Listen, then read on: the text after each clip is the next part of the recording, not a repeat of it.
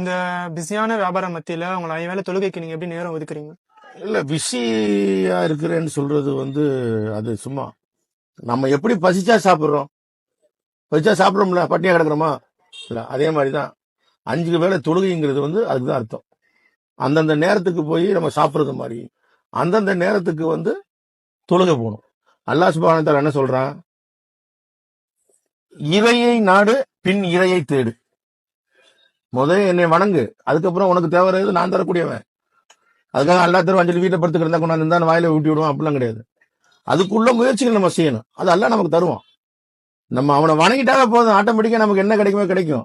தினம் 1 லட்சம் ரூபாய் கிடைக்கும்னு இல்லை, அடுத்தவன்ட சோத்துக்கு காசு கொடுக்கணும்னு கேட்காத அளவுக்கு அல்லாஹ் நமக்கு வருமானத்தை தருவான்.